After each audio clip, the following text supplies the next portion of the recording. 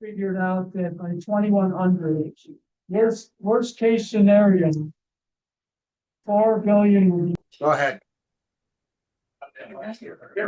Okay, welcome everyone. I'd like to welcome everyone to the College of Complexes, meeting number 3,865. The College of Complexes is the playground for people who think.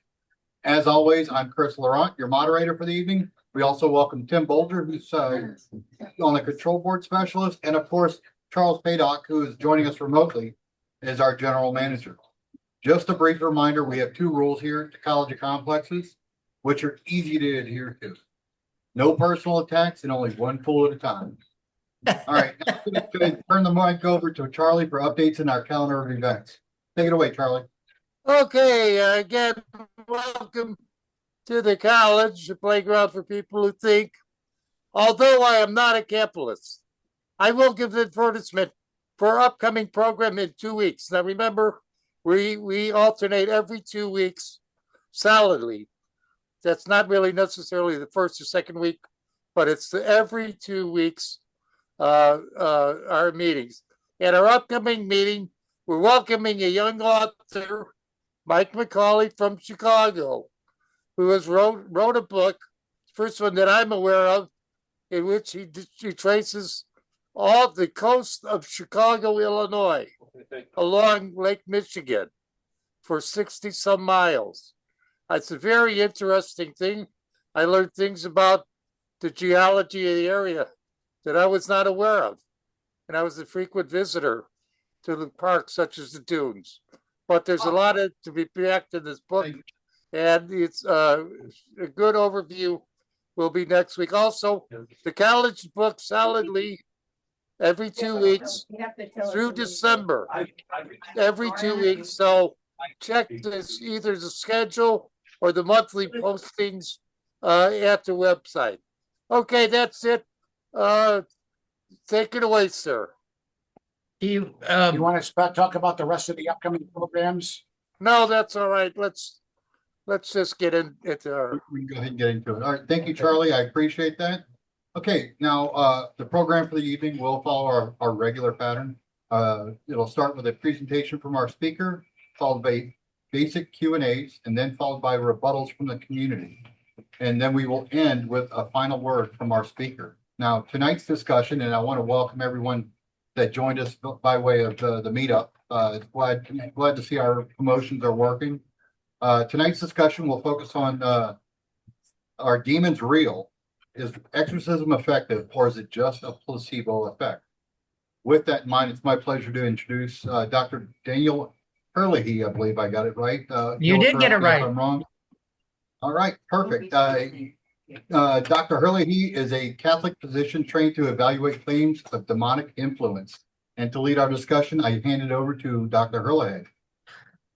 Well, hey guys, great to. Can I get a rough estimate of how many people are in the audience? We got about 9 here right now, and then there's you and Charlie. Okay, thanks. Well, this is a strange topic. Let's face it. Has anybody ever? Well, I just have to remember when I tell Tom what I wanted to do, he said exorcism. Well, that's kind of ancient, but I guess if that's what you want to talk about, go ahead. And so here's the point.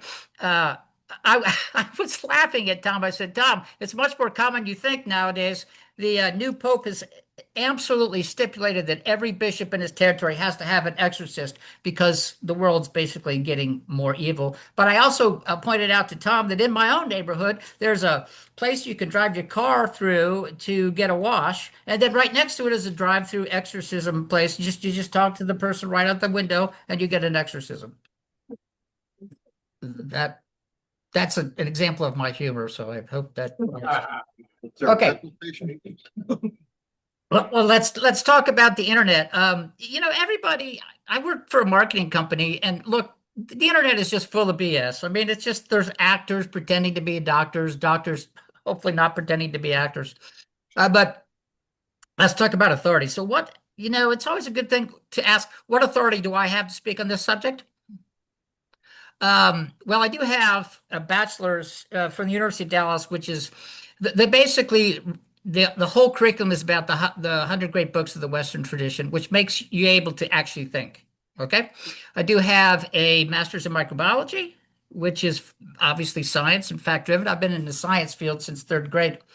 I'm officially a skeptic, and I have a medical degree, and I have an MBA. So I'm not an easy pushover. And this whole exorcism thing for me was just, well, diabolic. It was like this is just too weird. But listen, pretend we're talking about my new book of fiction. Okay, so a willing suspension of disbelief. Can we do that? Sure. Because it sounds pretty bloody obvious, pretty bloody weird. Okay, but I fell into the wrong group of people, and my ultimate authority would be that I had an exorcist, an official Catholic exorcist approved by the bishop in 1994. It was a while ago, but it actually took me a long time to just kind of come to terms with it. But here we are, right? So let's begin. So, I'm just going to I did this Thursday for the Dallas group, but I'm just kind of going to run through the key components of the Exorcist Rite. So we may have a lot more, so you could ask more individual questions. That might be more satisfying. But yeah, it's a real thing. Chad Ripperger is who I follow. Chad Ripperger. You can look him up on YouTube. Okay, he does a great job. If you want some more info, you can't even read this, can you? Father Chad Ripperger, two P's. Anyway, he's the guy. He's such a muscular Christian. I just solely pretty, but he's a full-time exorcist. So there's minor exorcists, which can do exorcism of places, animals, things. And there's major exorcists, which are very specifically for people, because that's much more complicated. So so mine was with a major exorcist and a minor exorcist. Guess I'm special that way. So in the key components of the rite, there's a big, you just don't walk in and say, hey, I need an exorcist or an exorcism. There's a big push on evaluation and discernment. So remember when the church thought, by the way, this is a Catholic experience, so I'm going to speak in Catholic terms. Okay. But remember, some of them Catholic people, they're also Christians, which I have to remind people sometimes in Texas because they're all Southern Baptists and don't know what to make of us Catholics. Anyway, before you do this, you have to be evaluated by a medical doctor. And there's a book by Dr. Gallagher. You can read it. He did this kind of discernment for 25 years for the Catholic Church, or for Ripperger. But that's an interesting book, and he tells you the medical aspects. But yeah. The church requires a rigorous medical and psychological evaluation to rule out mental illness, hysteria, or neurological conditions. So, indeed, it's the whole. So, as a physician doing histories and physicals, what really surprised me is exorcism is the same thing, but on a more spiritual level, right? But it's all about finding the causative agent that let demons into your imagination and maybe soul. Right? It's just a matter of parsing that out. Okay. And surely a lot of schizoaffective, bipolar would certainly look like, could certainly mimic some exorcism, some demonic activity. Make sense? So, canonical requirements. Only a priest specifically authorized by the local bishop can perform a major exorcism. Okay, so this has to kind of go up the chain of command. I have to kind of laugh because the church is so old that the last time they made an improvement in the exorcism, because now the church is taking it really serious. Everybody's got to have an exorcism, or every bishop's got to have that in place. But the last time they made a little change to it was 1999. But before that, the last change was 1616, which it's that's a long time. This stuff is not new. Okay. 1616, that's quite some time ago. So I just thought that was that was just like, wow, there's some real history here. And so the next thing I'm going to talk about is the procedure. So when you're in an exorcist, there's two types of prayers: supplication, where we ask God to help us, right? We supplicate ourselves to God, please help us. We can't do this by ourselves.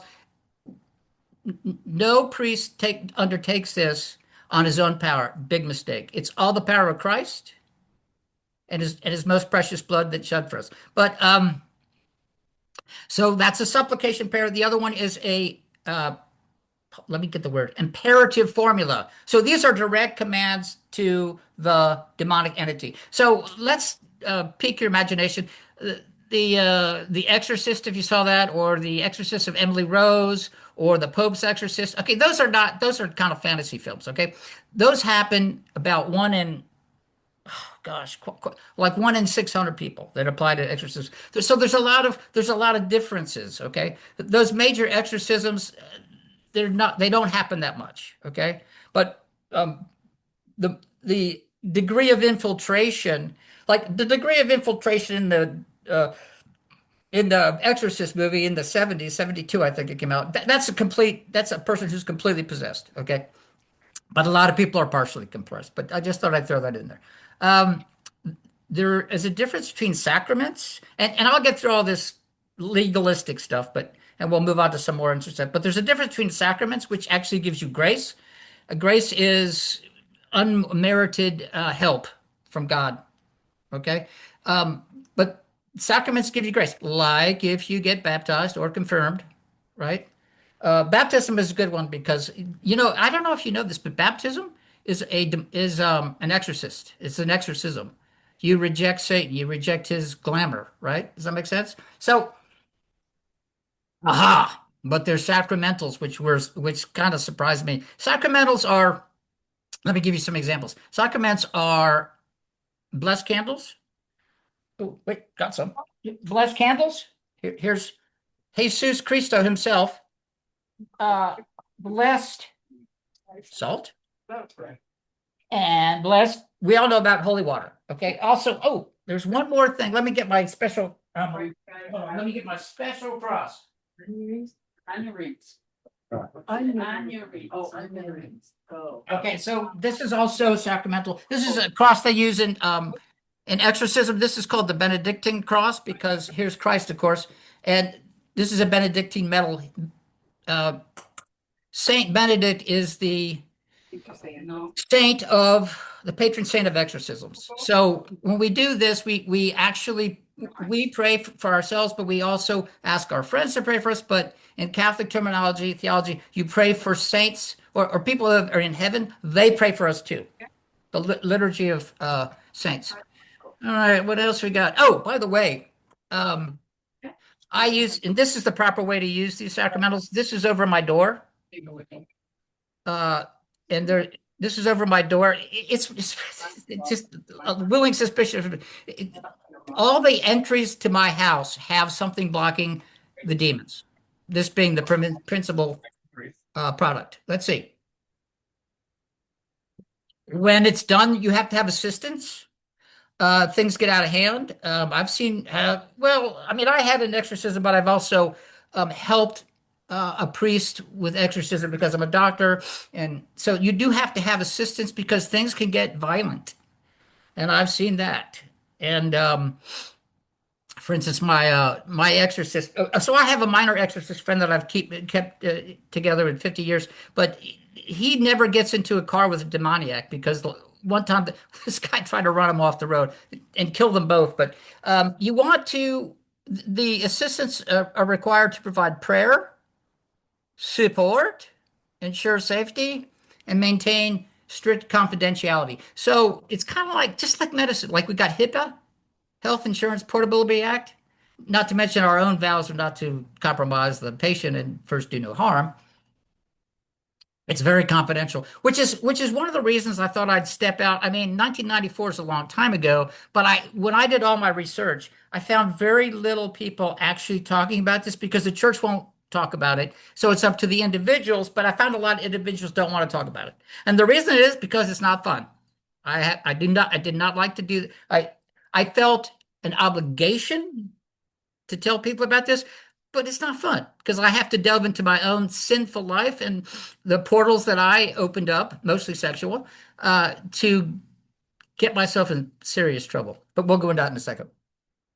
Um, Aftercare, yes. Uh, if an exorcism is successfully completed, there's aftercare. What does that mean? Um, Intensive spiritual aftercare, including frequent receptions of the sacraments. These are Catholic sacraments. That would be confession and communion, and ongoing prayer to support full integration. Let us dig into the details. Let's see.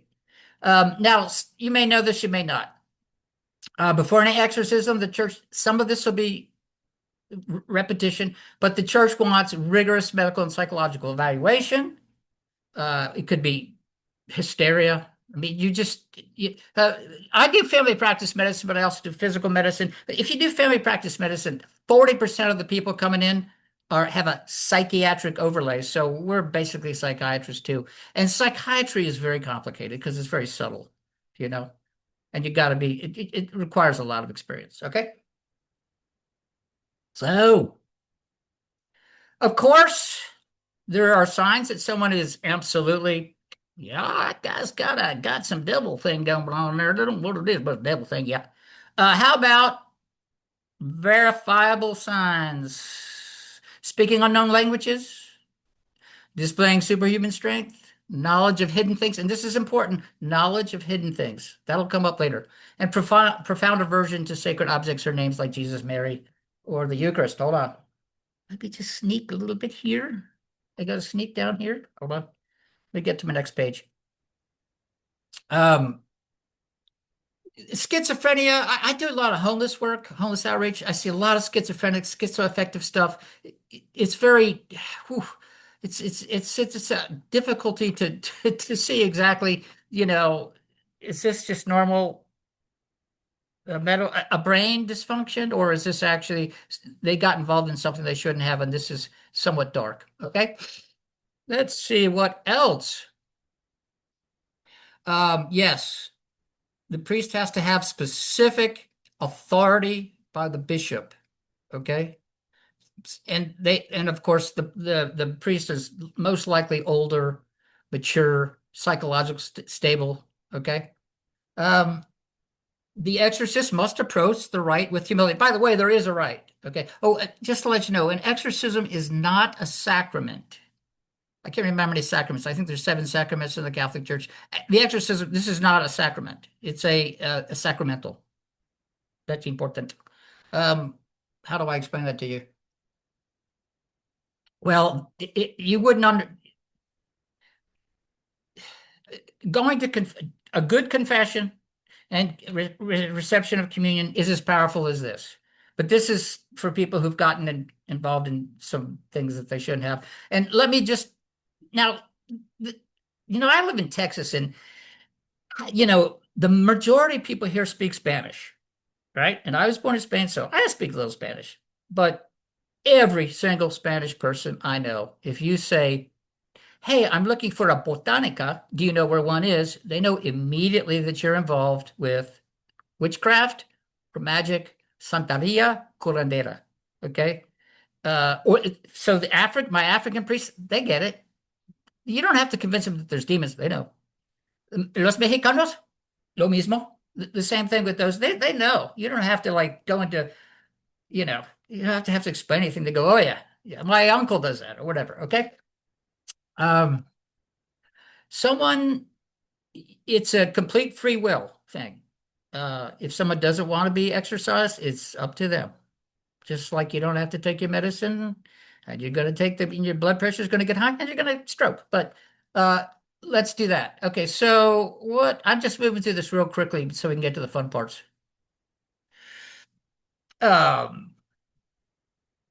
Let's see. Preparatory prayers. So to proceed, there's usually a specific room. There is blessed candles. There might be some that stuff that goes in the air. The first thing they do is the litany of the saints. The first thing the priest does is he calls on heaven. So there's a big long list of of people that we're calling on to heaven to help us. If you got a chance, look up Psalm 54 or 35. How to that makes a spiritual shield. And you know what? I didn't do what I thought I was going to do. Speaking of a spiritual, yeah. Speaking of a spiritual shield, darn it. I wanted to say a binding prayer before we start. Okay, so let's pretend we're exorcists. Here's a binding prayer. A binding prayer keeps us shielded from evil, and also the demonic ears can't hear what we're doing. So let me do that. And then Father, Son, and the Holy Spirit, amen. By the authority of my baptism, I ask the Lord Jesus Christ to rebuke and bind every spirit that is not of God.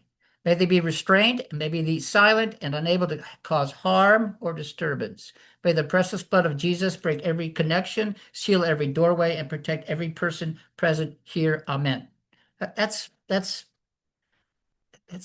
really important. So let me get down to where we were doing this. Okay. So you call on the Litany of Saints. You want divine devotion, divine protection. There's usually, there's passages from the exorcist might read passages from the gospel specifically about the Christ driving out the demons. Gear. So the priest is in his specifically in a black outfit with the little tab. And then he has a purple surplice. I think it's called a surplice. A purple stole over a surplice. All these are very symbolic. This symbolizes penance and the authority of the priesthood. Again, holy water, blessed salt, crucifix are essential sacramentals. One way to, I didn't know how to explain this, but I use these pretty constantly. And the analogy I'm using is bug spray. Because they're like, if you spray your house for bugs don't, they leave. And it's kind of like that. These things kind of keep darkness, depression, death away from you. Okay? So now most of the fight takes place.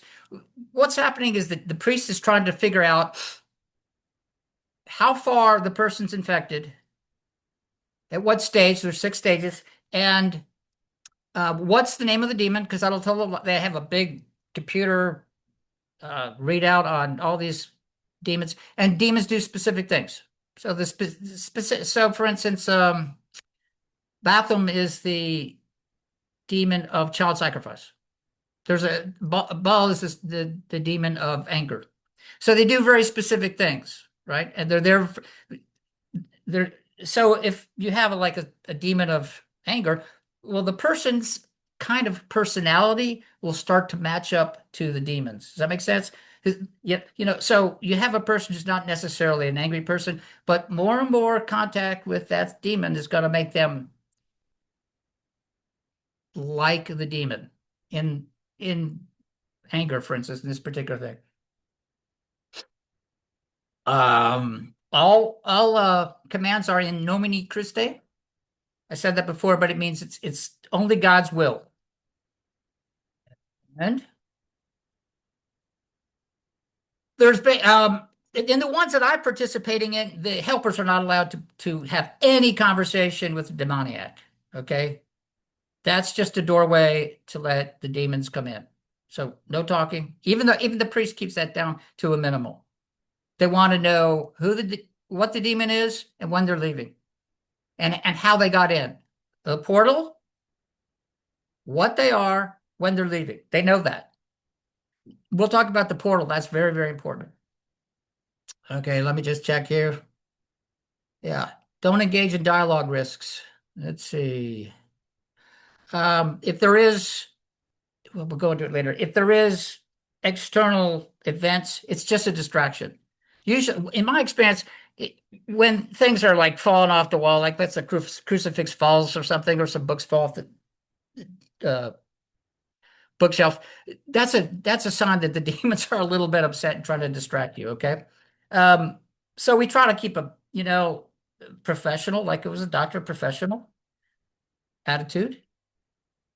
By the way, there are specific prayers for there's specific exorcism prayers only to use by the authority of the church, and then there's lay people prayers. The one I said was for lay people. Okay. Um, One more thing, they're very secret about this. So that's kind of why I thought I'd say this stuff because I don't see anybody on YouTube talking about it. Okay. Let's talk about diabolical influence, and after that, we can open up to questions. So there's stage number one, ordinary diabolical influence. That's just like the everyday universal form of demonic influence that affects all human beings. Temptations. Now, the important thing is the imagination. Temptations introduced into the imagination. Emotional disturbances or impulses that seem to come from nowhere. This is a big one. I know these sounds, okay. They sound, well, everybody has it. Well, they do have that. Sudden intrusive thoughts that contradict one's values. This is really important. So,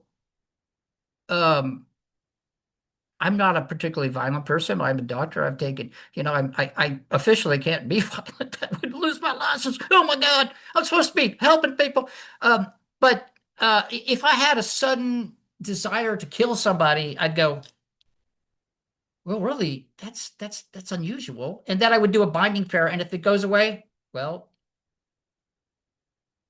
there's your RX. There's your prescription. Normal temptation is pretty quickly eradicated if you're in a state of grace. Okay. This means you got no mortals. You could have some venials, like damn it, but you like mortals, or mortal sins. Those are the serious ones. I don't even know where to start there. Sex outside of marriage, cheating on your wife. I'll just put that's an easy one, right? But if you're in a state of grace, you can discern that these things aren't right, or it's not, or there's a person that's and they're acting a little odd, and you discern that. Does that make sense? Sure. Um, Normal temptations is the battlefield of human moral life. Vexation. Now this gets more interesting. Vexation. Physical sensations or injuries without medical cause. Disturbances in the environment, noises, objects, moving phones, often described in the writing of saints. Okay, now this happened to me, and everybody has, everybody's individualistic, and everybody has their own set of things that just flips them right out. Okay, well, I had a head injury a number of years ago from a massive car accident, and I tend to lose things. And when I lose my phone, it tends to totally send me over the bone, right? So that's how the demonic and darkness manifested in my life. I would start losing my phone or my keys, and I would just lose it, right? So these things, so this is the second stage. These are external things, but they can, I mean, I'm not kidding you. These things actually happen, and from what I've witnessed, this is backed up by some of the other patients that I've seen. Things just, I use the example of the cross falling off a wall because I remember a woman coming to me totally freaked out because things were basically springing off her wall. She was she was a fairly holy woman. And anytime she put a crucifix, it would fall across the room. Yep, that's what she told me. I thought she was crazy at first. I put in some antipsychotics. No, didn't change it. So it must be demonic. Even though I'm joking about this stuff, it's really serious. Well, I point in second stage dolor, which is Latin for vexation or pain. These are external things. The person has not been entered by a demon. Okay. But now we get to talk about portals. Portals are a grave sin or occult involvement. And I will give you I have two case studies we can study, but let me get you this because let me get through this and then you kind of know what I'm talking about. Oppression is an external attack targeting a person's life circumstances. Absolutely. Okay, this is called oppression. After I got After I opened a portal and was around some people that were not holy people, my life went to caca. I mean, patients stopped showing up. Some of my staff started quitting. Insurance companies wouldn't pay. Just stuff out of the blue, and it was like driving me crazy. Like everything's normal, everything's not. There was destruction of property. Um, just patterns of misfortune that exceed normal probability. Um, so it's an external attack, sabotage of finances, relationship, employment. Yeah, yep. Mark my words. Key insight. The demon attacks the environment around the person, not the person's interior facilities. But once you kind of put yourself in a state of emotional turmoil or emotional instability, you're screwed because you can be manipulated real easily, right? I mean, every wife and husband knows that. She knows if I mention this, she's going to go off, and then I can take advantage of that. Um, Possession. 5. The demon controls. This is an interesting statement. The demon takes control of part, or in rare cases, all of the person's bodies. And this is still a little disturbing to me, but because I don't know exactly what parts of the body. I would imagine like the imagination's taken care of.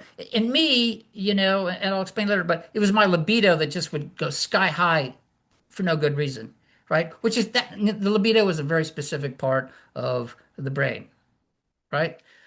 Aided by testicles, which I have too, matter of fact. And it's just out of nowhere, my libido went crazy. But here's some characteristics. Manifestations, and when I say that, I mean like let's just take the anger thing.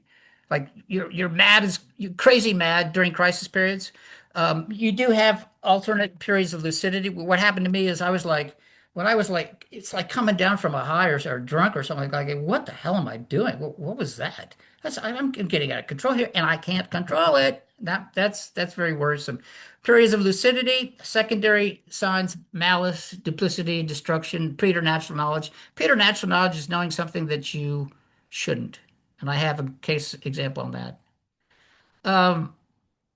The demon actually mimics the person's personality so well that possession may be invisible outside crisis episodes. Meaning, one of the ways an exorcist knows it,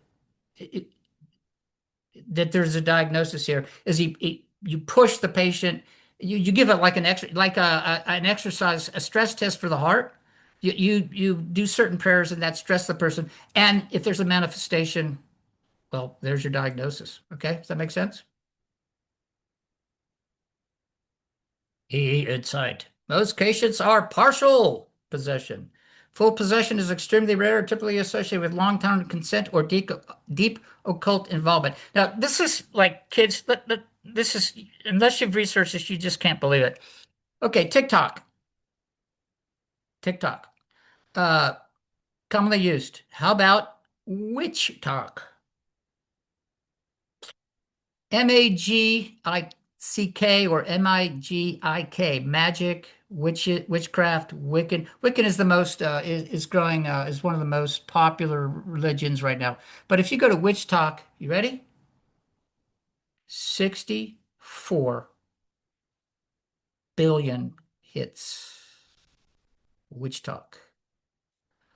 Very seductive for younger women, maybe in their teens and 20s.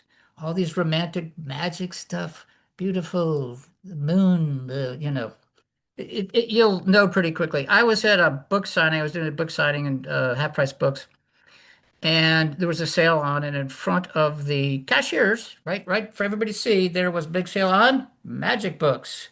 I counted them. 54 different magic books, not 54 books that are magic. No, 54 different ones. It's super prevalent. Here's what I'm thinking. Science, we're losing two things. We're learning science. We seem to be losing science credibility, which is fact-based, and scientists can actually think. And then that combined with the deficiency or decrease in Christianity or strong values, it leads a lot of people to subjectivity, and that never works because as a doctor and as a person of a spiritualist, I don't think people are very capable of doing anything right. They are prone to sinfulness. Okay, they are prone to just idiocy. Um, mhm. Okay, so but if people are directly say, uh, I'll I'll do anything for fame. Okay, if you make that deal, and basically what demons are nefarious attorneys. If you make that deal, it's done, and you owe them, and they'll keep the contract, and you have to get rid of the contract somehow. And exorcism is one of the way you do that. Okay. Uh, I won't get into this. That's a little more complicated I want to talk about, but it's not really a true contract.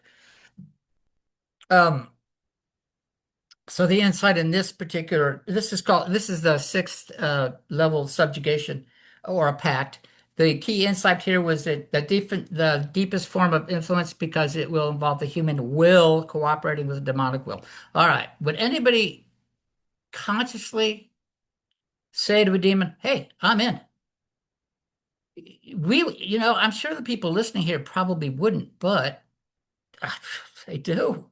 They do.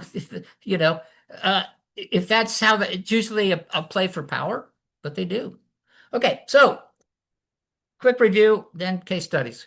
Number one, ordinary influences, universal temptation, normal spiritual warfare. Number two, vexation, uh, physical attacks, external pain disturbance. Number three, oppression, life sabotage, external problems, finances, relationships, thoughts. Sorry, property. Four. This four really got me, obsession. This was very, very bad for me. This is very nasty. Um, the fourth stage is obsession. Which is psychological assault, which is internal, which is mental fixation, which is intrusive thoughts, et cetera, et cetera. And by the way, Charles, am I going too fast? We catching all this or what? You're doing fine. You're doing fine. Doing fine. Okay. So psychological thought. I will explain these in terms of case studies. They're much more interesting. Possession, bodily control, internal crisis period, secondary signs. These are when people start, like I said, the signs are they know things they shouldn't. They speak in foreign languages. Uh, they have strong strength. Subjugation is a willful alignment and a consent to demonic influence. All right. So maybe, ooh. All right, so let me just cut this out and go to, because I want to make sure I finish everything. So here's a couple case studies. I have a woman who I'm going to call S. And I met her in a master's of psychology program. Someone introduced me to her. She was doing a master's of psychology. And she said, hey, after we knew each other a little bit, she said, hey, I want you to be uh, to function as my spiritual father. Well, why should I do that? Well, you're doing a lot of psychiatry. I like that, but her mother was killed in a honor killing. Yep. Hope you know what that is, but basically, someone in India pours oil all over you, cooking oil, then burns you up. Now, S was almost killed as well. She almost burned up in this whole thing, but she managed to get out. And her father was a complete cad, but her father was dead and her mother was murdered. And she needed someone to kind of direct her, which I was happy to. And she got a master's. And then I said, no, you got to get a doctor. You cannot go to medicine without having a doctorate degree. You got to have some doctorate degree. You got to have doctor in front of your name, or you don't count for anything. So she got her doctorate degree. I helped her did that, and she did very well. She flourished. She was doing her basic thing was evaluating psychiatric hospitals, and if they were running in the red, she would get them into black, and she was very good at it. And she was making some nice dollars, like $250,000. She was doing very well, so I was very proud of her. But I assumed she was Catholic or at least Christian because she had gone to Christian schools, but she started getting some bad stuff, some stuff that was very worrisome. So let me, she eventually, I don't know, between jobs, she would meditate for 30 days and fast for 30 days, which is, spiritually renewing, but I just didn't feel like this may not, 30 days is a long time. And who are you meditating with? And what are you seeking? Are you seeking Christ or what? So she was always a little foxy about that. She wasn't really quite revealing things. Okay. Um, then she started listening to this music. Wanted me to listen to this music. And I never heard this music, but you can look up Ghost, Ghost. I'll show you real quick. Ghost is an interesting group. The lead singer dresses as the Pope, but he's the anti-Pope. And it's right there. And he has a little cross, upside down, of course. And all the people that play with him are called stooges or something like that. And they all have masks, and it's just super dark. And I didn't even know this stuff existed, but it's death metal or thrash metal. To take a long story short, the music that comes out of Northern Europe, Danish, Finland, some of it is basically let's just say Danish or Norwegian pagan worship because they have the Vikings. So it's that kind of thing. But this stuff is super dark. And she was listening to this, and that alone is not a good thing. I mean, especially Ghost. It's an open invitation, like, hey, come with me. We're gonna make a pact with the devil, but he's a nice guy, blah, blah, blah. Death metal, thrash metal. They're just screaming into the microphone. It's not pretty.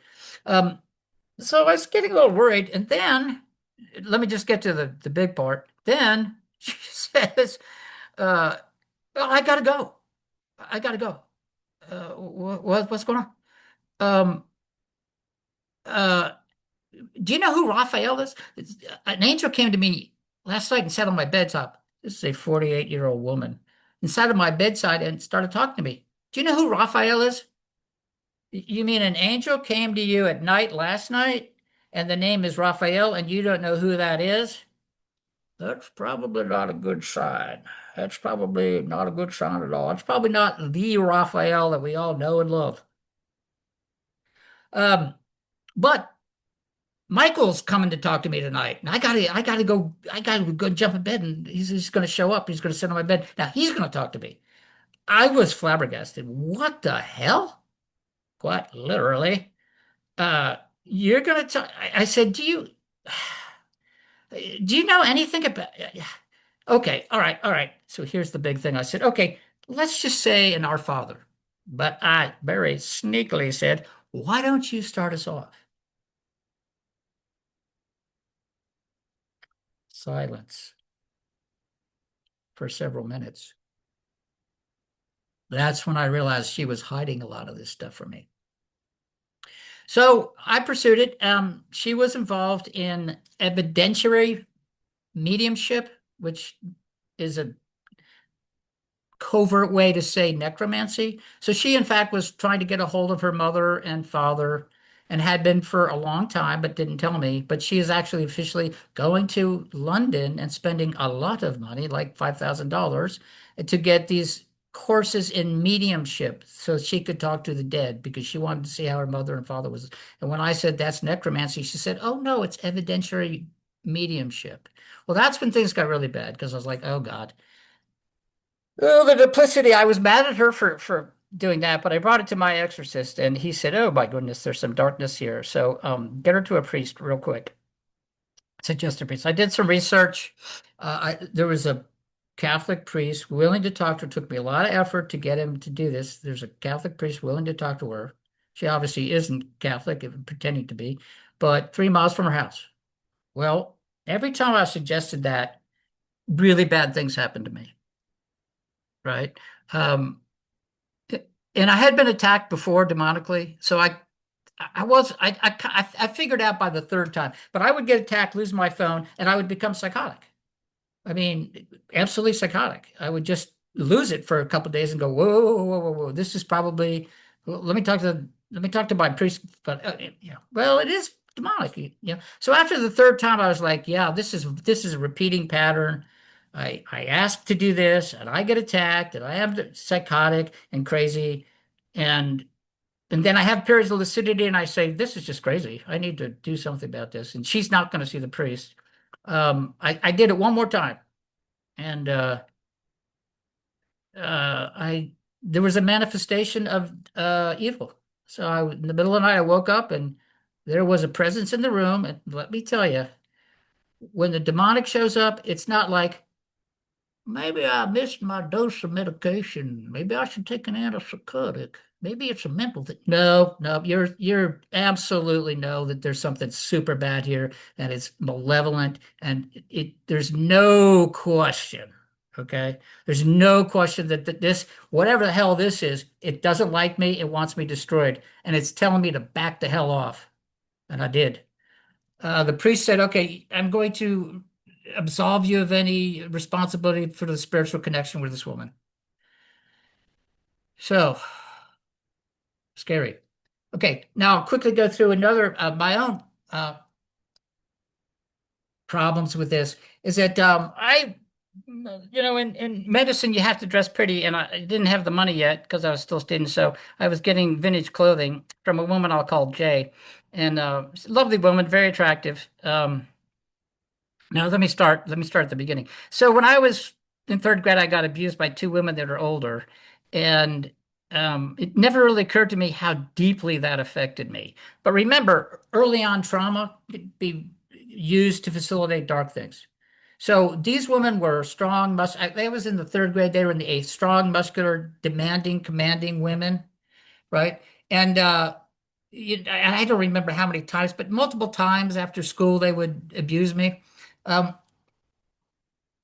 kind of get me to do what they wanted and give them foot rubs and other things, but I was the guy that was going to be their little sort of subservient slave kind of thing. And so I didn't realize how much those imprinted on me because that's who Jay was. I'm just going to say her first initial. She was exactly like that. And I just fell for her. And so we had a relationship, and yeah, in about 6 months, she says, I like to go with my friends into the woods and say prayers. What kind of prayers? Eventually, she said, I had to pull this out of her, we worship nature. Sure, who doesn't? Uh, I said, well, what kind of books do what kind of prayers? What do you use it? She said, well, Irish prayers. Irish prayers. Oh, okay, must be okay because I'm Irish. We use the old Irish pagan books. I said, oh, okay, well, kind of innocuous. We knock on, when you knock on wood, that's paganism. It's you're knocking on the spirit of the wood tree, whatever. Yeah, no kidding. So, all right, well, so I got sucked in, and long story short, she got into different things. They started moving into tattooing. This was way before any of that stuff happened. Okay, this is the 80s. No tattoos, no piercing. She started tattooing and piercing. I didn't know where she was getting all this information, but she was, the piercing, she was making a ton of money on the piercing thing because her vintage clothing thing was good. A ton of money on the piercing thing. So, ears, lips, noses. They moved to umbilical things. And lo and behold, if they had something wrong, they'd call me like, this got infected, whatever. One day, and there's an OB-GYN set up. I mean, the whole OB-GYN set up, and there's these enormous genitals on the walls with different piercings you could get. Whee! Like, for instance, little BBs on the, shall we say, top side of a penis. So after when intercourse, they would rub against the clitoris. But pretty, it's like, wow, this is getting kind of odd here. I've never. Now this is before any of that stuff happened. Okay, long and short of stud, a guy named Fakir Musafar was behind all this. He was teaching her how to do all this stuff. He is not a small player.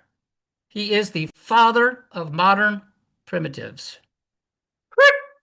Modern primitives. And here's a picture of him. He's doing here, he's doing the Oki Pal. This is the Oki, I don't know if you can see that. This is the Oki Pal celebration. So he's hanging by his nipples, actually, with some hooks in them. And he's hanging from a tree. This is the Oki Pal Indian celebration from childhood to manhood. But he's big into body modification.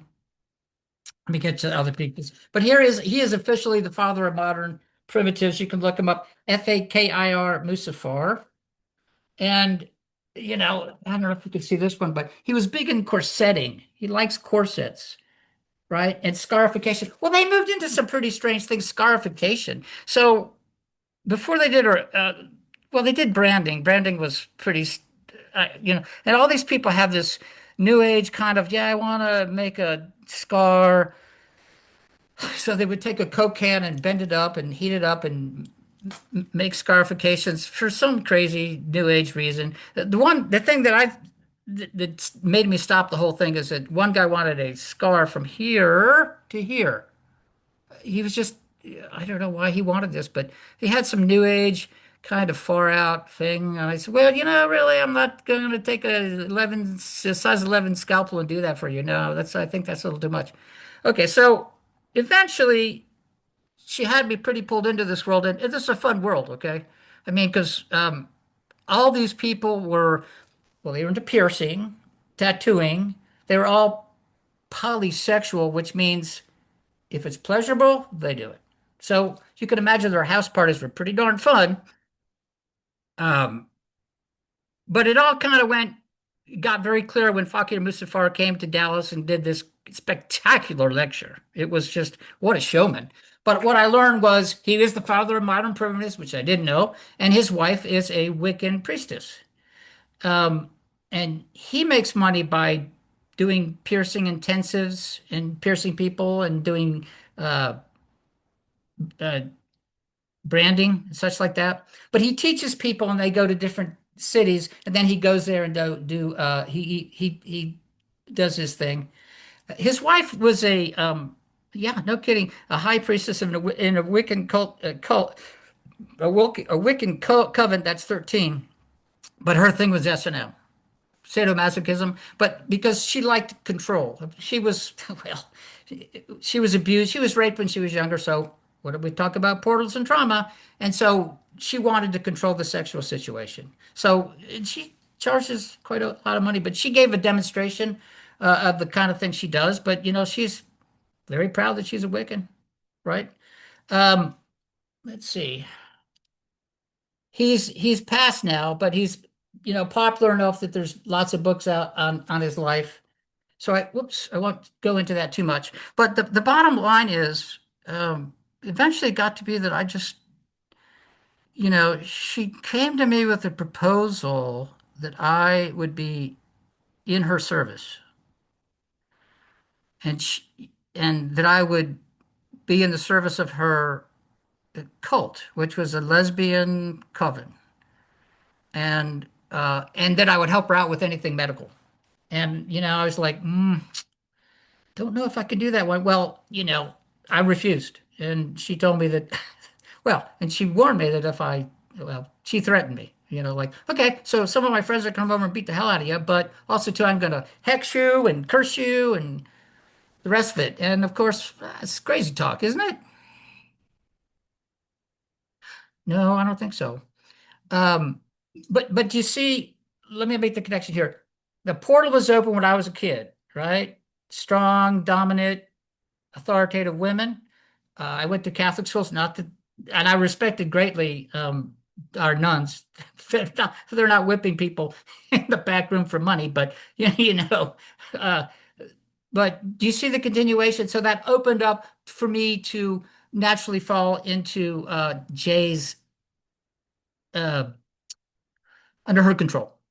But when I refused, yeah, lots of bad things happened to me. Yeah, she was right. I got cursed, physically chased, and all that kind of stuff. And my life just went really badly, really quickly. I went through all those stages, and that's when I said, "Oh, there's something wrong here."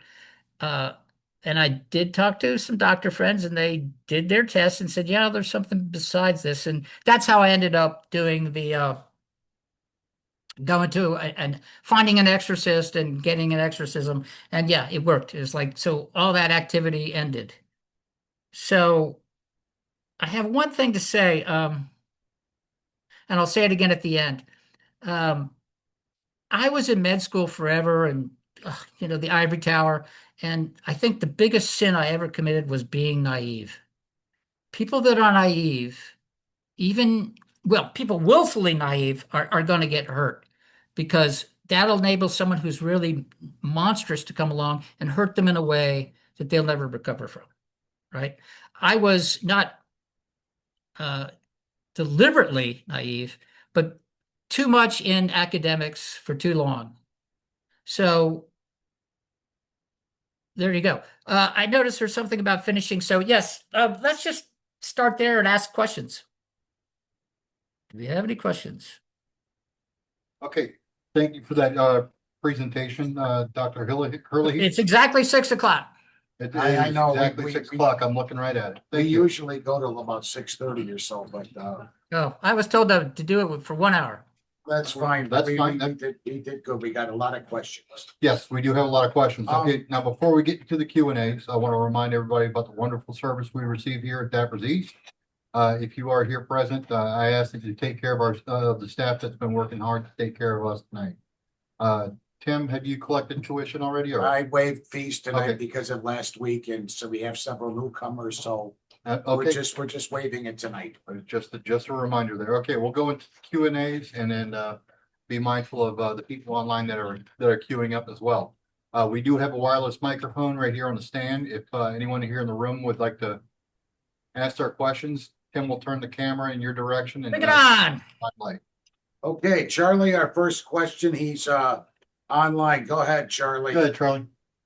Yeah, I learned this from Pentecostal Catholics, but they had people speaking in tongues, and I believe they were claiming that they were speaking in Aramaic, which was the language spoken by Jesus. Do you know anything about when they speak in tongues, what language it is in? Well, let Is me it just mumbling? let me I went into great length to talk about authority and how serious this stuff, and I have been part of a Pentecostal. Part of my homeless outreach was to meet at a parking lot at the Antioch Church downtown in Dallas, and there was a lot of people doing that kind of stuff, spiritual, whatever you might want to call it. I'm a little worried because I don't know what portals they're opening up, and I personally don't really believe they're speaking Aramaic. Uh, you know, I can't speak with any authority, but it just doesn't seem to jive. I've heard people speak. I've heard all kinds of crazy things. I'm not too sure I'm a believer, shall we say. And no, I don't know anything about it, but I've seen plenty of it, and I'm a little skeptical, shall we say. Okay, thank you for that. Okay, do we have any questions here in the room? We do. One moment. Yeah, I believe in spiritual life after death and have known people who've seen the spirits of people who've passed. And I'm wondering, where are demons the same thing as some of those spirits could turn into or be, or is there a difference between the demon and the spirit of someone who's passed away? Well, no, I think they're all demons. So S was claiming to talk to her mother and her father. No, I think I'm very conclusive about that. Oh, no. She wasn't talking to her parents. She was talking to demons. Yes, I'm convinced about that. She did a few sessions on me. I'm convinced that no, you know, demons are liars, right? You can't get anything, the devil is the father of lies. He's very deceitful. So no, spirit guides. I did go to one of her. She did give me the Zoom link to one of her expensive sessions in Europe, London, and I did. The guy was very cagey. The guy, but I said, okay, so where is all this coming from? Spirit guides. Well, are all the spirit guides good? No. I finally said, yeah, some of them are not good, but I think it's all demonic. You would call a spirit that's nice, familiar spirits. You could look that up, but no, I think it's all subterfuge. I don't think there's any good spirits. Oh, well, I do believe that that there is spiritual life after death, that the Oh, that's true. body is our spirit, and our spirit doesn't have to be turning evil. My dad touched me on the shoulder as he went by to the, on to heaven, hopefully. My mom, I sensed that she'd say, I'm happy, Norma, and then she went off into the highest heavens to explore. That kind of thing. Or my mom saw my brother in a halo of light in the doorway. My husband saw his dad in a halo of light in the doorway on the nights that they died. And then for my husband, his grandmother received the telegram saying that he had died in a fire on the ship. So I do believe that there's a difference between demons and the spirit of people that we love that pass. Yeah, no, I've encountered those kind of people. I've encountered those kind of things. I think they're legitimate. I'm talking about like continuous presence of demonic activity. But anyway, yeah, I think those are very legitimate. Yeah, hello, sir. My name is Ivan. Very interesting listening to your presentation. I'd like you to comment on your credentials to make this presentation. You mentioned you're coming from like the Catholic background, or are you applying Catholic mysticism here? Okay, you mentioned that you're an MD, a medical doctor, and I'm wondering what background specifically are you bringing to as far as spiritualism, but also I want you to define for us, and I think maybe they're connected, what you mean by a demon. And I think that's what this lady was trying to get at too a little bit. So credentials. I'm a scientist. Scientists deal with facts. I believe in gravity. I can't see gravity. I believe in gravity. Can't see it. And it just took me forever to realize that, this is crazy talk. Demons. This is crazy talk. But I had enough experiences to go, wow, there's only one model that actually fits this problem, and it is the Catholic demonology. In fact, the book you want to read is Chad Ripperger again. He's got a 694-page book called Dominion. And it's one of the textbooks they use in the university, in the Vatican, for their university, for their basically college of exorcisms. But I'm a scientist. But I also had an exorcism. And I'm a microbiologist. So medicine, microbiology, what else do you want? Okay, well, to add to that, the gentleman also was asking the question of demons. Yes, what is a demon? What exactly is a demon? I think a demon is a spirit, and they have will and power, but that's it. They don't have corporal entities. Were they that's why I connected it with Catholicism and maybe Christianity. Are they former angels tossed out of the heavenly kingdom because of rebellion against God, or does that have anything to do with it? That's yeah. This is all I'm saying. It lines up with the Bible? It lines up with the traditions. By the way, the Jews, the Christian tradition is the Judeo-Christian tradition, and the Jews actually have exorcisms and exorcist prayers. And yes, they are demons that were kicked out of heaven. Specifically, they made a decision not to follow God's plan because they weren't happy about humans being elevated to a higher to a high level when they are the most they're the most complete creatures ever. But they're spirits, they have willpower, they have will, and they have power. and they're under an authority structure.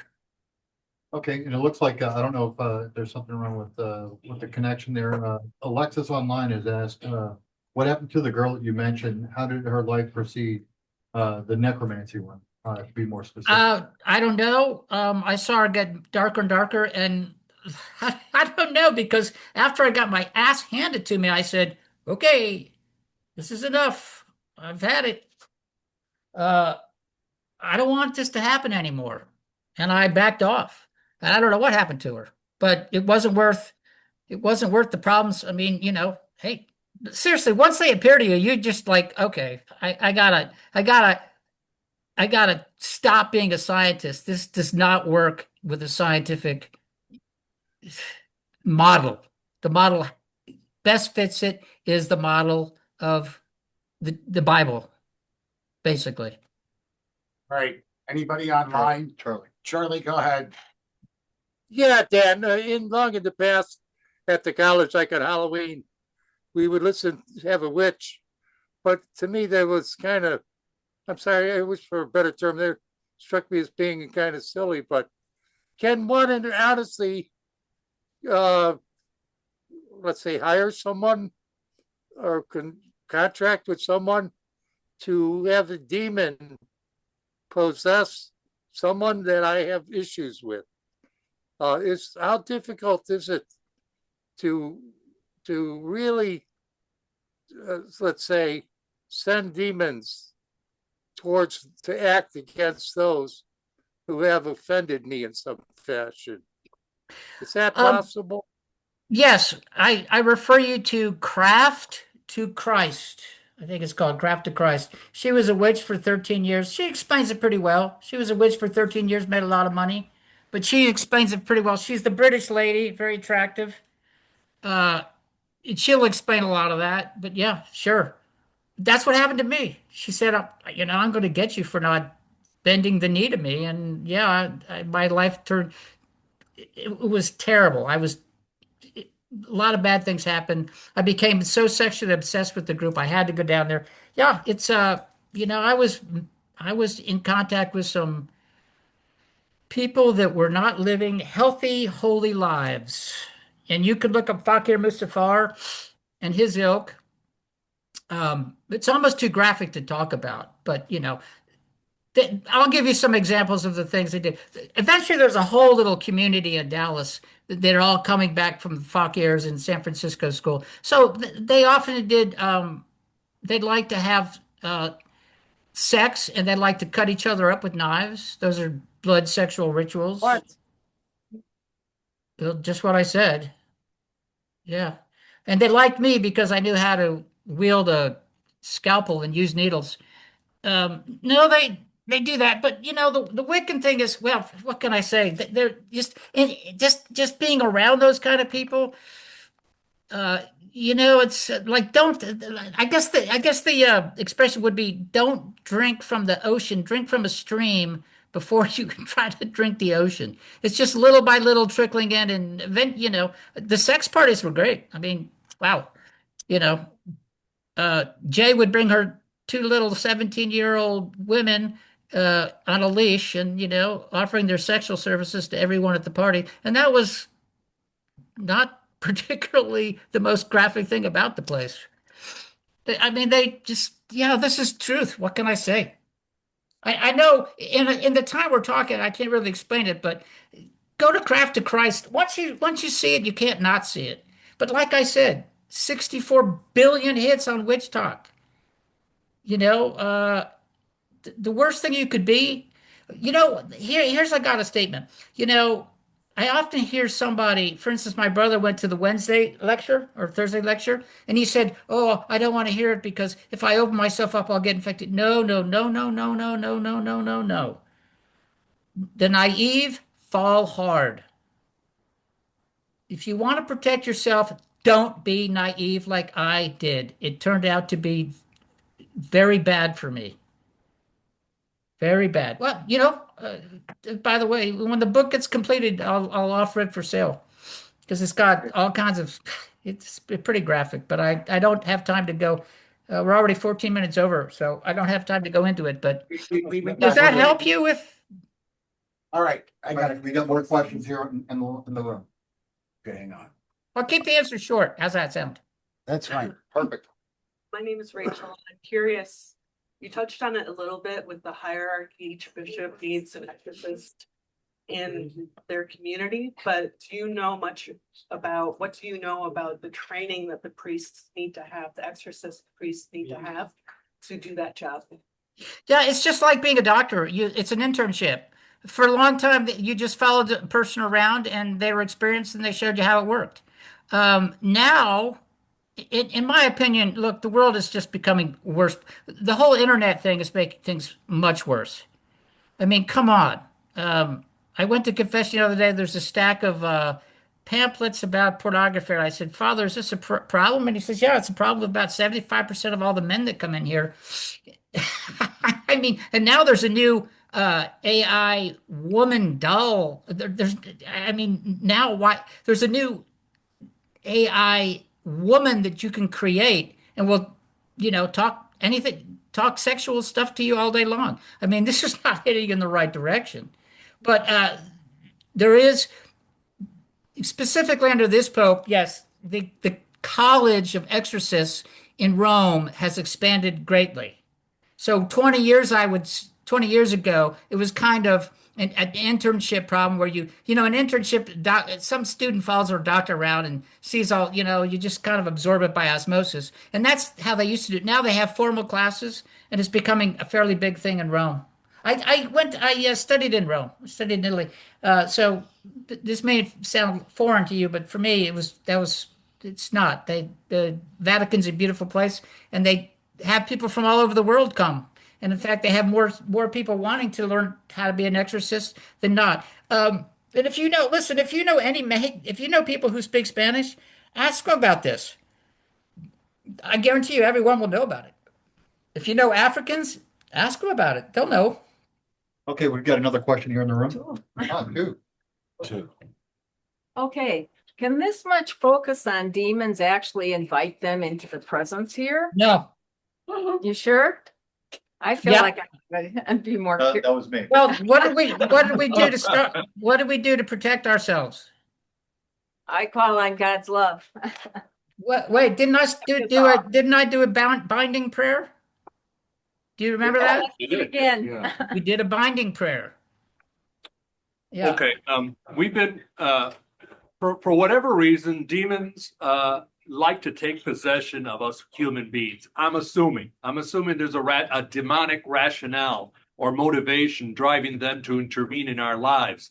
And I'm also, I don't know, from things I've read, apparently this community punishes each other and they find some form of escape, getting into humans to avoid the abuse from their fellow demons. And that may be, I want you to speak to the demonic motivation. If you have been able to detect a pattern in your experiences. The pattern I detect is what you just said. They take great pleasure, I'm not the expert. they take great pleasure in hurting God. They've turned away from God, and one of the ways they take pleasure in hurting God is beating us up or making us go to hell or just turning us corrupt. Just bring the darkness to us. Yes.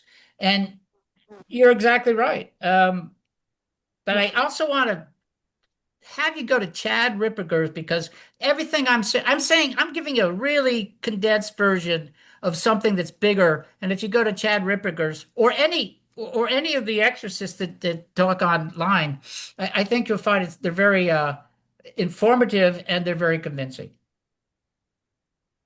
Okay, I have a question too for you, Dr. Herlihy. First off, being with the demons and all that stuff basically implies a Christian belief. What does it take to get to heaven?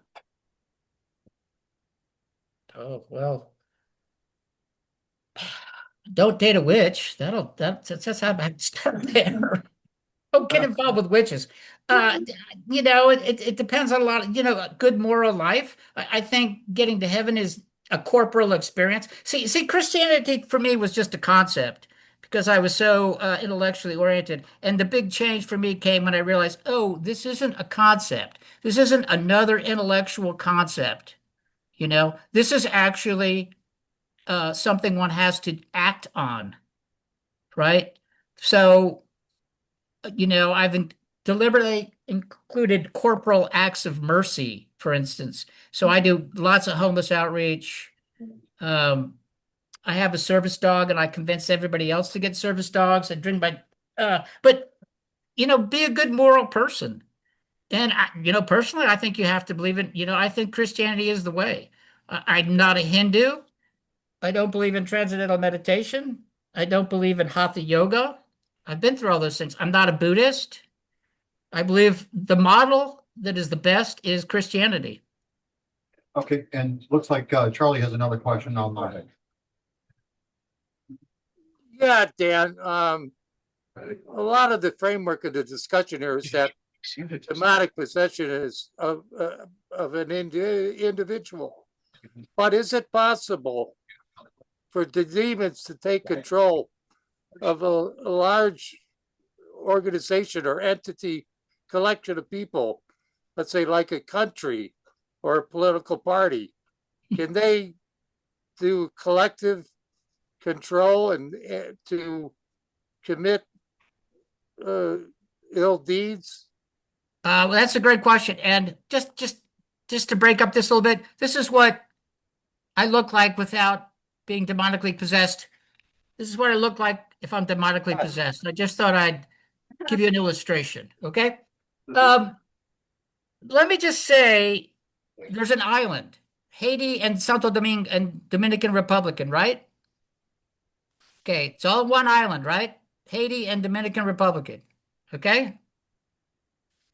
Dominican Republic, the president has dedicated the country to Christ. You'll have to look up what particular I guess a bishop did it. Dedicated the country to Christ.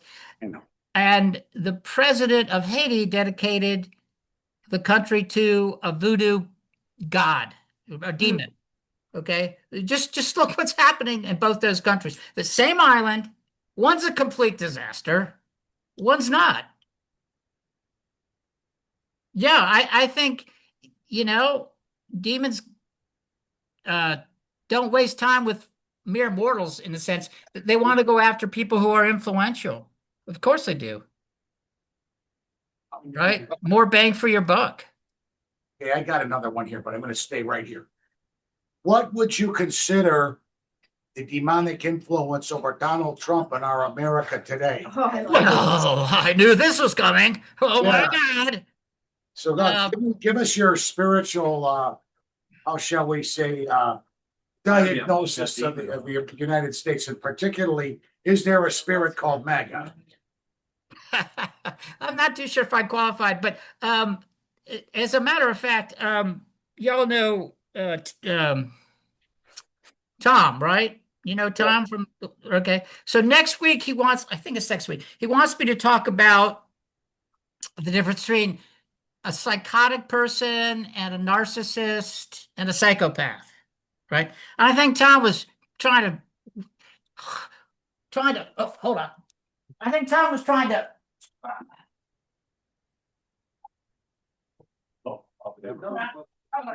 He's getting something. yeah, hold on. I think Tom was trying to Get another problem. Tom was trying to hook me into a conversation about Trump. I think that's what old Tom was trying to do. Yeah. But yeah, look, look up the word narcissist. Okay. There's a lot of people who are talking about narcissism. I've actually been paid. I had a woman who paid me to see if her father was a narcissist, so I did some interviews with him. I think he's a narcissist, to say the least. And that's a but you'll have to look that up. I mean, they're it's a long talk.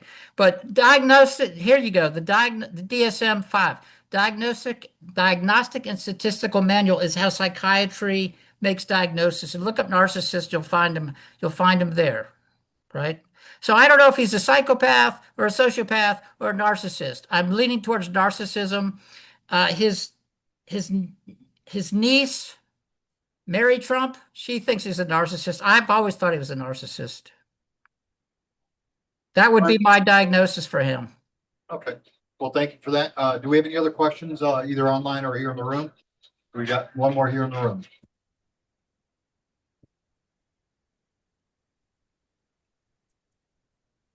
Two in the room. Okay, And Charlie's got. Okay. can you hear me? Yeah, Okay. There's a poet named Dante who wrote a poem called Inferno. Yeah, down to Alighieri. Yeah. The Alighieri. I think. Alighieri, sure. He was Italian. So there are different levels of hell. And demons occupy some of these levels. So are your demons from hell, or is this hell on earth, or all of the above? I take, the model that fits what I've seen fits the best is the traditional. I don't want to say Bible based, okay, because that's not particularly true. In the Christians have the tradition and the book, okay? Just like the Jews had the Talmud and the tradition. So I'm not a Bible-based person because there's a tradition of interpreting the Bible and seeing how the mystery in the history unfolds, right? But that's the model I'm going to go with, Christianity. And specifically, I think what I've seen, if you have a demonic presence, you probably would be better I would go to a priest, not a minister. The model of Christianity is the one I used, and yes, it's pretty simple. There's demons. There's good angels and bad angels. Okay, we got another question here in the room. okay. I know you did a binding spell at the beginning and mentioned portals about not opening them. But what are other things that lay people can do to prevent or address a demonic interference? Address a what? Demonic interference. Well, I left Catholicism for a long time, and coming back to it has been very helpful. So I use very traditional prayers. If you can remember the Auxilium Christinorum, that's kind of hard to spell. But that's look up Chad Ripperker's. I'm part of the Auxilium Christinorum. It's a group of people that pray specifically for exorcists, so that the demons don't know they're blinded to their good actions. That's a good place to start. But I rely on traditional Catholic prayers, the Rosary, the daily readings. There's going to be an Old Testament and a New Testament and a Gospel reading. The Litany of the Saints. Being a hubristic doctor and having a brother who's from Harvard, I prefer the Litany of Humility. That applies to me. That's one that helps me a lot. But traditional Christian prayers, and avoidance of mortal sin. My wife died. I decided, I'd be chaste. That's a hell of a big decision. No, I'm not going to get laid anymore, even though I've got a couple of nice hot numbers. No, I'm going to be chaste because I want to. I don't want to commit mortal sins, and having sex outside of marriage or a strong commitment is a sin, and I'm not doing it. Right? It requires a lot of work, but prayers and, I'd stay away from mortal sins. I don't listen, and for God's sake, don't listen to satanic music. It's everywhere. Look up Ghosts. You'll be shocked. People who I think who intoxicate themselves, that's a real portal. That's a portal. They're high all the time. They're very easily influenced. I don't know if that helps, but that's what I got for you. Okay, it looks like Charlie has one more question, and then I'll close out the Q&A myself. All ahead, right, Charlie. Go ahead. Yeah, Dan, I think everyone had seen at one time or another these TV ministers. And the ones I was talking about, in particular, they seem to all, the people line up in a single file, and then he puts his hand on their forehead or at the top of their head and he shouts out, and they fall down. They fall to the ground. They have people that catch them. A couple guys catch them so they don't hurt themselves. It would appear that, at least among the Pentecostal, the Protestant theology would mean that there's a mild condition of possession or sinfulness. And this is like a cleansing process. So there doesn't seem to be like a total possession, which I think was the major part of your talk. But is there a mild possession that just inclines you to be less than perfect? Charlie, I talked a lot about authority and tradition. This goes back to the 60s. The last time they made an adjustment to this process was in the 1600s, right? And before that, it was probably in the 300s. You know, the Catholic theology runs for 2,000 years plus the 3,000 that the Jews gave us, right? And then these pop-up religions, I think, are silly. Benny Hinn? Are you kidding me? You know, how about our friend in Houston? You know, when the play came around, I gave him $10 for the entertainment, not for the, you know. Look, I go to Joel. What's his name? Joel something. That guy. Well, you go there. You know what they worship? Their altar has a man right there. You know, that's who they're. You know, what's on the altar is what people worship. If you go to a Catholic church, what you're going to worship is the bruised Christ. The emphasis is on the suffering that Christ has done for us and how we can take our suffering, merge it with that suffering to our own benefit, which is damn good because I know a lot of people who suffer and they go, what good is suffering? Well, it can have a very positive aspect, right? Suffering teaches us a lot of stuff, but if you go to, I'll just leave it at that. What is on the altar is what people worship. And in Protestant churches, I find people worshiping the minister rather than God more than anything else. And by the way, their hair. I will tell you one thing, because I'm from Dallas, Texas. The bigger the hair, the closer they are to heaven. See? Like that. I can tell you that much. Yeah, those big hairs, yeah, they get you right to heaven. So does that mean Trump's going to heaven? He needs he's halfway there. I think if he gets a new hairstylist, I think maybe he should get an exorcist hairstylist. Maybe that's a new thing. Let's do that. You can make some money there. Let's go to the Protestant people, do hairstyling to get them to heaven and get out the demons. Oh, we women are good. Dan, what do you think of these churches that have no discernible theology? They're some pop-up churches. You know, I will tell you this again and again. I see this in medicine and I see it in the spiritual realm. If you leave it up to people, look, people have got to have a value system, okay? And it has to be a system above their own system, you know, their own beliefs, okay? And it has to be ordered, right? And if it's all feel-good stuff like that, it doesn't seem to, it's a little unbalanced. It's all about love and beauty, and that, don't ignore reality. And reality means that there's some ugly darkness in our lives. And does that make sense? If you're letting people do whatever they want, what do you think they're going to do? They're going to eat the ice cream. They're not going to eat their broccoli. If that's a good food analogy. All right, let's go, Chris. Okay, Dr. Herlihy, I'm going to close out the Q&A with a question of my own. So the title of your discussion was "Are Demons Real?" which I think you laid out that you know your proof of their reality. Now, and I know that you claim that you were exercised. Was it effective, or was it actually a placebo effect? No, I didn't really talk about that. I don't think it was placebo at all.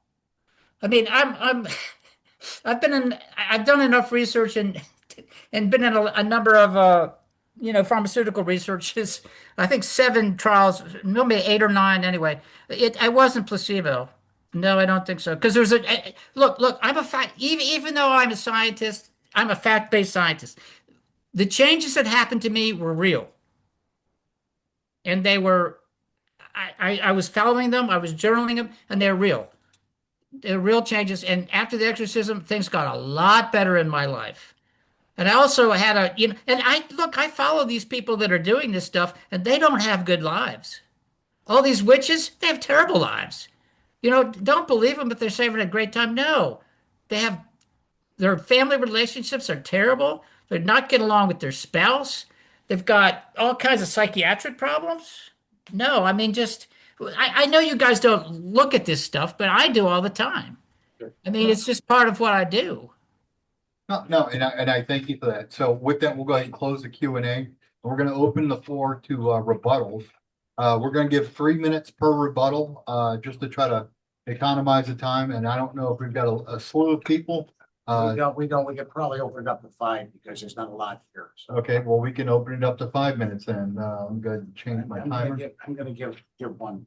That's why you want 5 minutes. Okay, so do we have anyone online? I'd like to get online out of the way first. Charlie, do you have anything to say? Let's get you first. I actually simply what's going to say I spent about 10 years. I majored in philosophy, so I had some interest in theology. I did a lot of research in the world religions, was involved in the World Parliament of Religions, an eclectic look. I still do that on occasion. I was recently looking into the Mormon faith, and the other faiths like the Mennonites, the Amish are rather interesting. But a few years ago, I don't know if it's as popular as it is.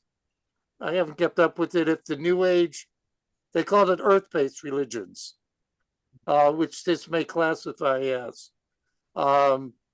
It's certainly a different area. It branches off between that's what I mean, these religions that were like the Catholic Church was accused of getting rid of the witchcraft. And yet I find it odd that they would embrace witchcraft practices. I would think they would discard it. That's the claim of the women that the church was the men's religion, got rid of, and I think witchcraft demons are still the proper subject of witchcraft, as we heard in our talk tonight. But anyhow, it was a very good talk, Dr. Daniel. I enjoyed it. And everyone else, I want to thank you for coming to the college and return again if you got an update on this issue. Thank you very much. Yeah, earth-based religion. That sounds like nature worship to me, which is basically paganism, and I'm not a pagan. Dr. Herlihy, we're in the rebuttals period. This is basically just. Oh, you guys, okay, lay it on me, baby. No. I know that I don't know how they do it in Dallas, but They do the same thing, but it's more informal because of less people. okay. So Yeah, we're probably. in the rebuttals. We'll give you an opportunity for a final word before we Yeah. close Oh, up. okay. And then it's just basically us now rebutting your speech or giving something else. I'm gonna go I can next. take it. Lay it on me. I've had an exorcism. I'm strong. Give it to me. I'm ready. I'm ready. You know, Dr. Herlihy, Sure. I'm going to take a brief 5 minutes just to tell you a little bit about my own background and Sure. some of my own experiences with this. I grew up as a kid in Algonquin, Illinois, and I grew up a Roman Catholic, and it didn't really mean much. Until I became about a sophomore at college, I had one of those what you call classic born again experiences where you accepted Christ. into your life, and all of a sudden something changed inside of me. I mean, I wasn't the most moral Christian around or whatever, but an awareness of God came in. And the first thing my best friend said is, does this make scientific sense? And are you just leaning on it for a crutch, or is this real? And that really hit me real hard. Is it real? Well, over the years, I had found, in looking into this stuff that, it is real. What you're talking about with the spirits and the demons are real. It also means that by chance, heaven and hell are real. And that a commitment to Christ is also real in your life, that it means something, that there is an afterlife, and that accepting Christ for your forgiveness of sins is what I call essential to get into heaven. Now, I'm not going to sit here and tell everybody where they're at, but this is just particularly for me. When I made that choice as a sophomore in college, I didn't find everything rosy. What I found was a lot of confusion, a lot of self-doubt, and a lot more conflict in myself. After believing in evolution and a scientific method and everything else, here's this thing called Christianity that's not making any sense, and in a lot of ways is rebutting it. What I had found over the years, though, through a couple of books, one is called Evidence Demands a Verdict by Josh McDowell. Another one is More Evidence Demands a Verdict by Josh McDowell. The testimonies of Billy Graham, the testimonies, and particularly recently the works of Fulton Sheen, who passed away in 1979. And I found that over the years, it's made a lot of help. And like you with your exorcism, praying to God and prayer works. It does change lives. And I would encourage anybody that if they don't know who God is or what he can do, just to talk to him and pray, learn. Now, I'm not saying I'm the most biggest walk with God, because God knows I have my own demons. Well, personal demons, meaning that sins I like to go into all the time. But other than that, that's what I believe. And I hope that you'll find what more about getting more and praying more to God himself than just, you're doing a lot already, but there's only so much you can do on your own. And I do know that there was an incident with a friend of mine years ago that I don't want to get into now, where there was deliverance done and he was a changed person afterwards. I just don't want to get into it right now, but I can explain maybe offline to some people if they want to learn later on. With that, I'm done, and thank you very much for listening to me.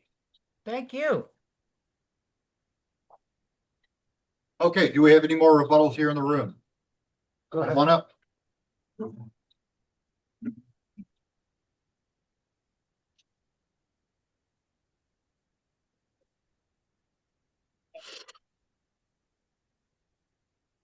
All right.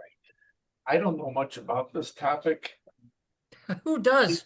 Who does? Yeah, Who does? I saw Deliverance when I was in high school, my girlfriend. But I just really haven't thought about it a lot. I know there's lots of kind of evil people out there. And I don't know if that's demons that are in their body, but I've really not thought about it. I think this goes back to our last presentation about free will a couple weeks ago. And there's mental illness, there's just people not knowing right from wrong, like I brought up 2 weeks ago. And but I really never really thought when I said that must be a person that's affected by a demon or Lucifer or something like that. So maybe people think about this more than I do. I don't really think about it a lot, but I know there's evil out there, and people just need to do know right from wrong by free will and do the right thing all the time. And I think that's how things work out best. So next presentation will be about. What are you reading my script? I just wanted to remind. I'll remind everybody. Okay. 2 weeks walk around the lake. Thank you. It up, you know.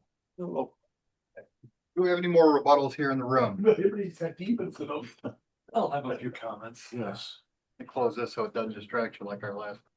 Okay. Hello, folks. Good evening. I was initially triggered into this topic, reading books by Ed and Lorraine Warren, kind of famous so-called demonologists on the East Coast. Also books from Christianity of noted pastors or exorcists of the Catholic faith generally. And, you know, the movie The Exorcist as well. And that's what kind of brought me to this interest. My brother is a Roman Catholic priest, and he has a concentration there, and he's got a complicated history, so I'll just leave it there. But that's kind of what brought me to the topic. But, you know, as I went on in my life, and I learned things outside of the Christian paradigm, I'll just begin it this way. You know, I'm thinking our species, the anthropologists teach us that we as a species were basically formed in our present physical and mental levels about 3 million years ago, if I got my dates right. And our first archaeological evidence of our thinking of deity was found in Australia some 30,000 years ago, and they were emblems to the snake god. And the idea, the archaeological theory was that since we were running around hunter-gatherers in the grasses of Australia hunting our prey, we got bit on our legs by poisonous snakes. As we may know, that's a continent loaded with the most toxic poisonous snakes presently. So I imagine it was the same 30,000 years ago or so. As humanity, 30,000 years ago, we came to God in the archaeological record, to the gods rather. It was very pagan. But as somebody mentioned, Judaism and Christianity, Judeo-Christianity began about 5,000 years ago in the archaeological record as well as the historical record. So, you know, we're talking about our human experience being around for 3 million years, all being compressed to this Judeo-Christian devil or God and devil of only the last 5,000 years or so. So, and another big point, speaking about the earth-based religions, in Judeo-Christianity, there's a dualism. There is the God, that's good, and then there's the devil and his tribe, that's bad. That's dualism. But prior thereto, up to a period about 5,000 years ago, there wasn't dualism. It was 360 degrees. And these deities were not necessarily evil or good. It was, you know, it was just a snake god.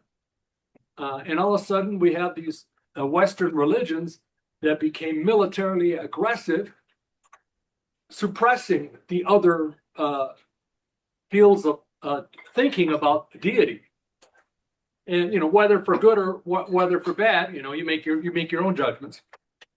And we see in the historical record what has bloodshed at its cause.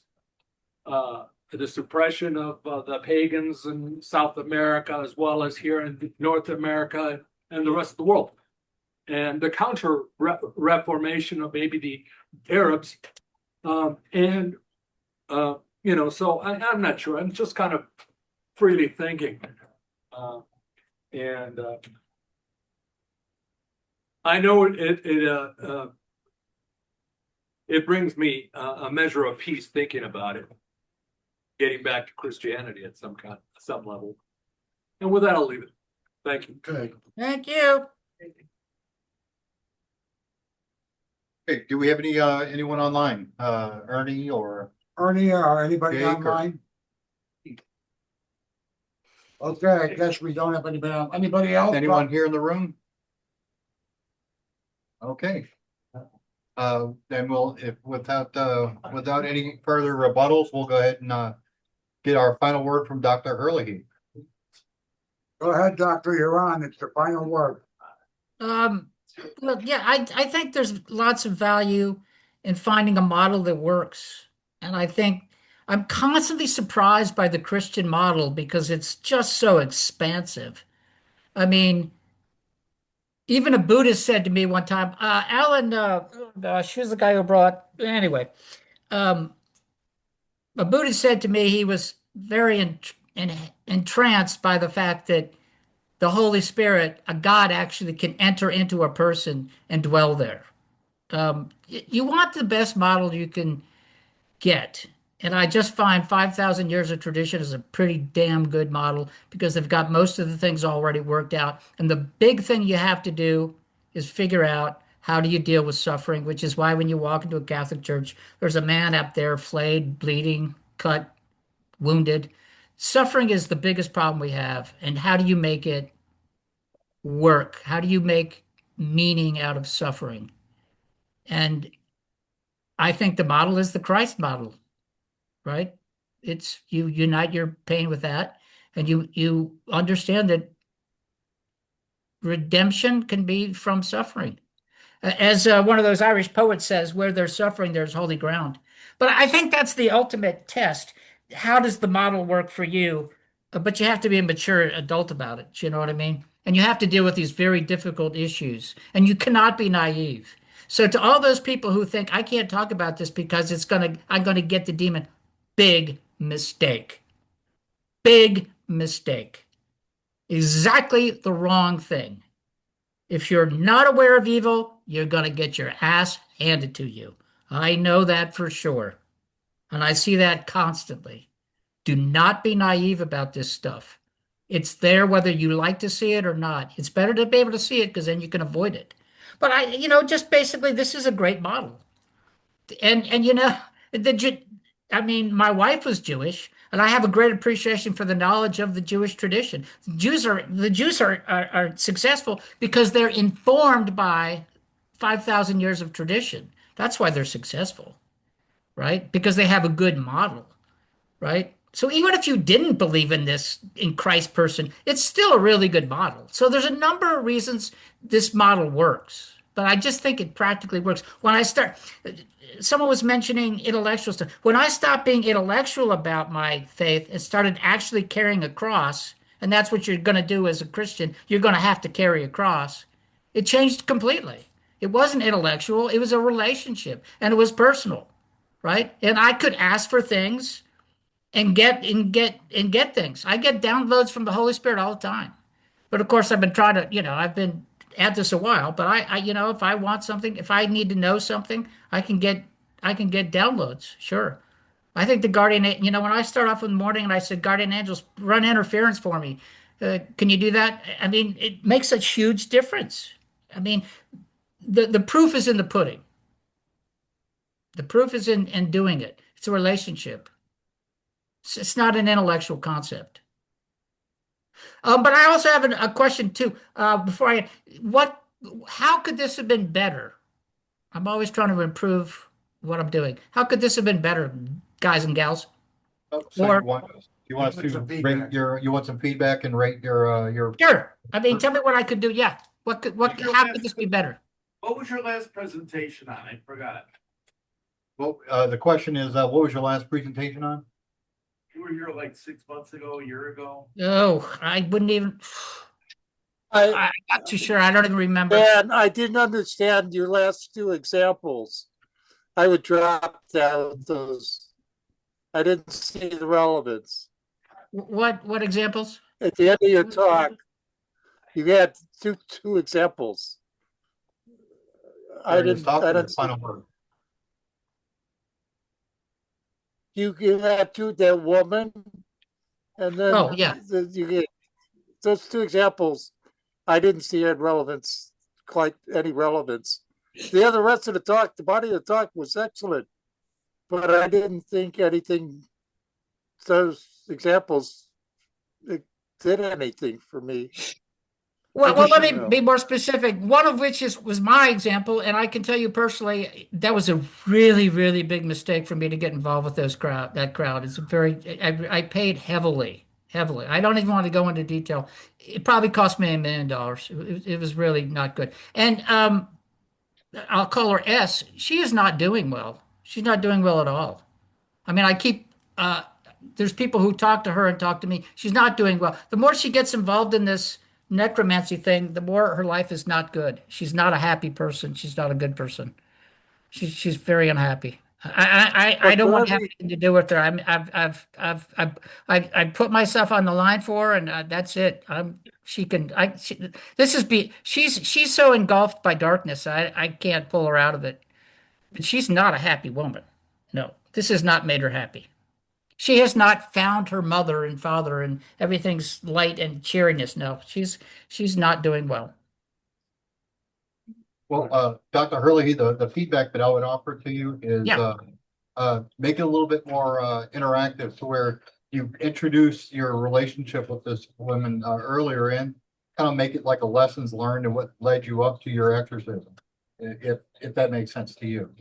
No, say it. Tell me that again in different words. Okay, so I would actually put your history with this J, I think what you said her name was, or her first initial. I would put that earlier in your Oh, presentation okay. to make it to where your lessons learned and it walks you into the. Oh, okay. So, right. So if I explain that and then I tell you some of the mechanics, it would How you make more came back. sense. How you came back to here and now, so to speak. Right. That's good. That's good advice. We got feedback right here. Go ahead, go up front. I loved how many ideas you had and how rich the content was. No, But thank you. Welcome. Sometimes I got the sense you were interrupting yourself. So I think more crisp transitions would be helpful as a listener. Crisp transitions. What does that mean? Like segues. Like, yeah, Segues? segues. Oh, okay. Yeah. Segues. Okay. I got last one. I'm gonna give one real quick. All right, now you're getting the scrutiny of Tim. Here it comes. I hope you're ready, Doc. Daniel, I know you're doing a lot of public speaking, and I know you got some really interesting stuff. What my suggestion to you would be is to join a local Toastmasters club. Oh, okay. And learn a little bit more about the art of public speaking. The only reason I say that is because I've been a member for 26 years now. And even though sometimes I may blow it up here, I do know how to make a good speech, and I also know how to address myself in front of an audience. With that, I'm just going to say, please look toastmasters.org. There's plenty of clubs where you're at in Dallas, and please take a look at the meetings. They're very fun and they're very good. And thanks. That's great advice. I actually don't do a lot of public speaking, and that's why I like to come here because it's kind of a safe place to speak. But I will go to the Toastmasters. That sounds like an excellent idea. I promise you I will do that. Follow up with me. I'll follow up with you on an email this week about. Sure, great. Okay, with that, thank you once again, Dr. Herlihy, for the animated and insightful presentation. Fun, thank you. I, for one, enjoyed it. I'm certain everyone in attendance enjoyed it as well. And with that, I'd like to thank everyone in attendance. Now, given that the time has come that we must say farewell, I would like to remind everyone that the next meeting will be 2 weeks from today, August 15, 2026, where the topic of discussion will center around walking Chicago's coast, a 63-mile journey to the Indiana Dunes led by Michael McCauley. Okay, with that in mind, I now call the College of Complexes meeting number 3,865 adjourned. Thank you. And don't forget next week,